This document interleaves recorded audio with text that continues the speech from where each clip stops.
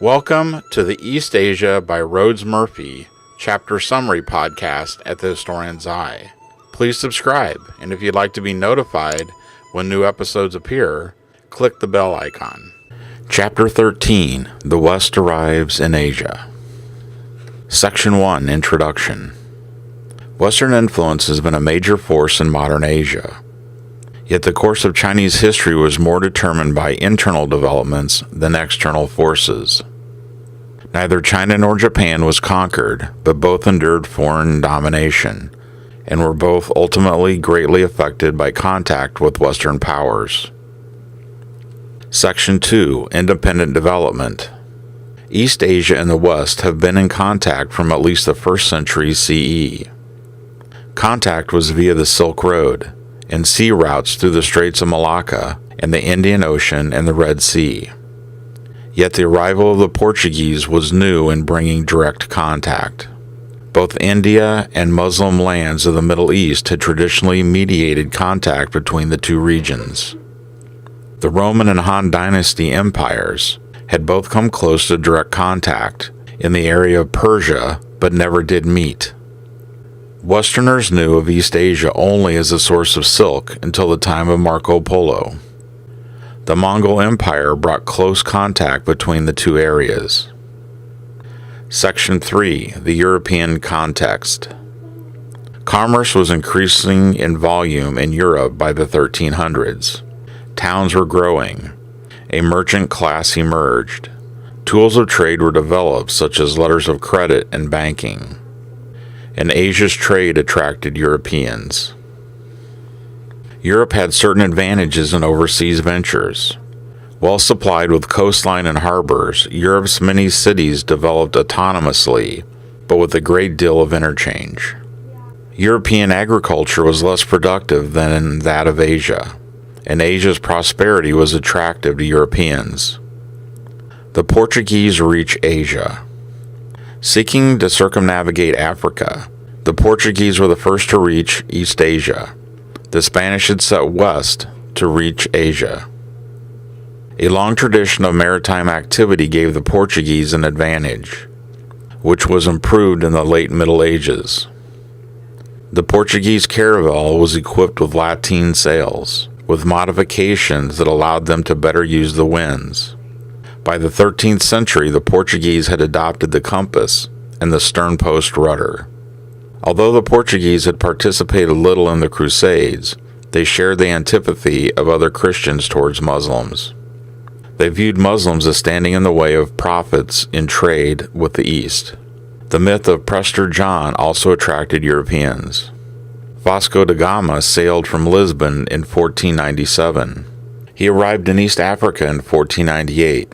And used a Gujarati pilot to reach Calcutta in May 1498. He was seen as a threat to Indian merchants who attempted to block his activities. He bombed Calcutta and returned to Lisbon in 1499. A Portuguese ship reached Brazil in 1500 when Pedro Cabral's ship was blown off course. The Portuguese Commercial Empire. Vasco da Gama returned to Calcutta in 1502 and again clashed with Indian and Arab ships. The Portuguese established a trading base in Goa in 1510. Europeans were able to defeat all ships that were sent against them. Ferdinand Magellan, from 1480 to 1521, sailed west, past the southern tip of South America, and reached the Philippines. Although Magellan was killed, some of his men continued the trip around the world via the Pacific. Portuguese control spread to the East Indies by the 1520s. Spain gained the Philippines. The Spanish and the Philippines. Manila both linked Spanish trade in Asia and the Americas, and as a local merchant base. The Manila Galleon brought gold and silver from the Americas to Manila, much of which went to China. Impacts of the new Spanish in Asia. Impacts of the Spanish in Asia included both economic consequences of the influx of silver and New World crops such as corn and potatoes. Missionary work was central to Spanish rule in the Philippines. Most Filipinos became Christians. Educated Filipinos used the Spanish language. An indirect result of European control was the seeds of nationalism. Section 4. Christians and Spices. Viewing overseas exploration as a crusade, the Portuguese and Spanish intended to convert the peoples they encountered. Their assumptions included the belief that they possessed the true religion, and that it was their duty to spread this truth. The Catholic and Counter-Reformation began in the early 16th century. Part of this movement was the Society of Jesus, or the Jesuits. The Jesuits were active in missionary activity. Section 5. Strategy and Bases. For the first 2 centuries after their arrival in Asia, the Europeans remained limited to islands and the coastal regions. Although the Portuguese and Dutch controlled spice trade to Europe, they were not important in Asia as a whole. The Europeans were limited to buying at specific markets and were in competition with traders from other areas. Their role was simply that of a transporter of goods. The Portuguese also developed a carrying trade between Japan and China. Later, they also traded between Southeast Asia, China, and India, along with the English. In general, Europeans established bases along the coastlines, away from the centers of power. The European powers were also in need of bases along the sea routes that connected their outpost and home. The Straits of Malacca were the logical choice. Portugal seized Malacca in 1511 and Colombo in 1515. Later, the Portuguese set up a base at Macau, far from the main government. The Portuguese never were much interested in the hinterland, but even controlling their outpost was difficult. By the end of the 1500s, the Dutch and English were encroaching. Many Portuguese remained as pirates or trading in a small way. Intermarriage was common between the Portuguese and Asians. The Chinese generally kept their distance from Western merchants, keeping the latter at Guangzhou. European efforts to break through restrictions were unsuccessful. Missionary efforts nonetheless focused on China. Matteo Ricci, missionary to the Ming court. Ricci began the Jesuit efforts to convert the Chinese. Born in 1552, Ricci arrived in Goa in 1578, where he taught in the Jesuit college. After studying Chinese, he was the first Jesuit to enter China. He continued the study of the Confucian classics. In 1589, he built a church and decided that presenting himself as a Confucian scholar would be most successful. Ricci impressed the Chinese with his learning and his phenomenal memory and was sought after as a tutor. In 1601, Ricci was allowed to settle in Beijing. Ricci caught the attention of Ming Wanli, understanding that he needed to court high-placed Chinese to be accepted. Though Ricci was not successful in converting many Chinese, he did gain a special place by giving Christian thought a Confucian exterior. His successors followed his example, avoiding mass proselytizing and aiming to pass for Confucian scholars, and using the allure of the mechanical inventions they brought. Yet the Pope did not accept the compromises the Jesuits had made in their presentation of the faith. The Jesuits were expelled in the early 18th century. A major legacy of the Jesuit mission was an influx of information about China into Europe. A craze for everything Chinese followed in Europe. Section 6. The Russian Advance in Asia. The Russians moved only slowly across Siberia, but they established permanent bases. They had reached the Pacific at modern-day Vladivostok in 1637. The Amur River, reached later, provided a welcome route east. The Chinese, appealed to by their Manchurian tributaries, began to note the Russian advance. Russian embassies in China in 1654 and 1676 followed, but a Qing army chased the Russians from the Amur. A treaty was made in Nerchinsk in 1689. The Amur region was confirmed as Chinese, and Russian fortifications were to be destroyed. The Russians were given limited trading rights in Beijing. A later treaty made in 1727 pushed Russia out of Mongolia. Kangxi treated the Russians as barbarians, sending Jesuits to meet with them. Yet the Nerchinsk Treaty was important in being the only time China treated a Western state as an equal. Section 7. Japan's Christian Century. Japan was relatively open to new ideas, even curious. The 16th century has been called China's Christian Century. The period saw many conversions to Christianity and increased trade with Europeans. Francis Xavier spent 1549 to 1551 in Japan.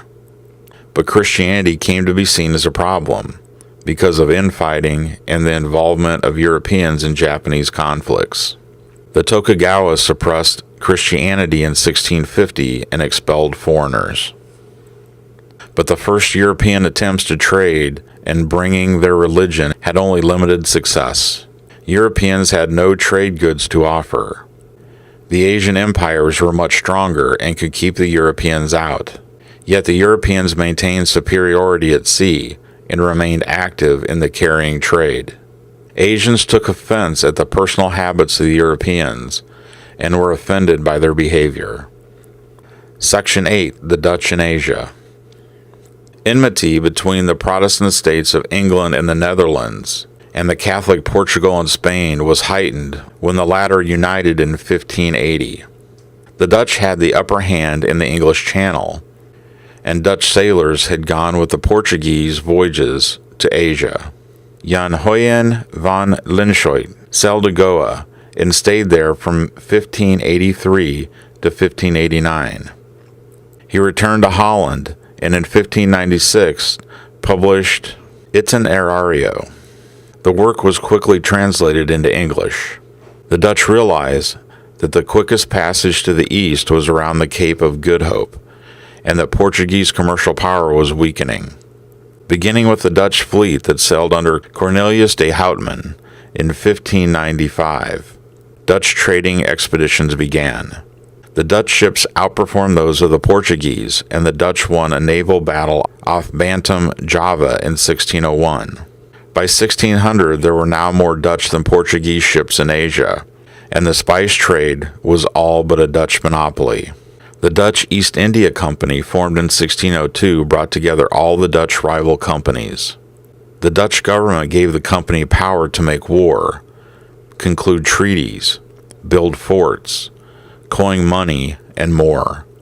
The company soon pushed the English from the East Indies, after which the latter concentrated on India. The Governor-General of the company, Jan Pieterszoon Koon, was crucial to the company's success. He strengthened and brought together the scattered Dutch outposts. Though the Dutch initially stayed out of local affairs, they expanded their control. Through treaties, by siding with one rival over another, the Dutch established protectorates or made alliances. Tribute was collected as well. Eventually, the company began to control production, and in some areas used forced labor. Java in particular had become divided as a result of the Muslim conquest, and therefore more easily taken over by the Dutch. Section 9. The English in Asia. England sent many expeditions in the 1500s to find a northwest passage to the east. Finally, in 1580, Francis Drake circumnavigated the globe. Ralph Fitch reached Goa via the Persian Gulf in 1583. And then went on to Burma and Malacca. His account of the voyage spurred other English to follow him. The defeat of the Spanish Armada in 1589 gave new impetus to rivaling Spanish and Portuguese trade. Through Elizabeth I's reign, which ended in 1603, interest in overseas trading was brought to a new high. English ships began to rival those of the Dutch with the advantage of England's larger size and greater wealth. Shakespeare's The Tempest is a reminder of the interest of the English in the Elizabethan age in other lands, and their attitude towards those they encountered. The play's Prospero governed both the brutish Caliban and the sprite Ariel. Elizabeth chartered the East India Company in 1600, which initially had little success in rivaling the Dutch. The English had no more success in China than had the Dutch or Portuguese. In addition, the Portuguese at Macau stood in their way. By the early 1700s, trade in Guangzhou was relatively open, but the English gained no base until 1762. Will Adams, the English captain of a Dutch fleet, was forced to Kyushu in 1600. Adams and his crew had their ship confiscated, and Tokugawa Ieyasu called Adams to Osaka. As a result, the English East India Company sent 3 ships in 1611 and eventually gained trading rights. The company traded there until 1623. The Tokugawa turned against Europeans, and all were expelled in 1638, though trade with China, Korea, and the Ryukyus on Okinawa continued. The Portuguese had introduced potatoes and tobacco.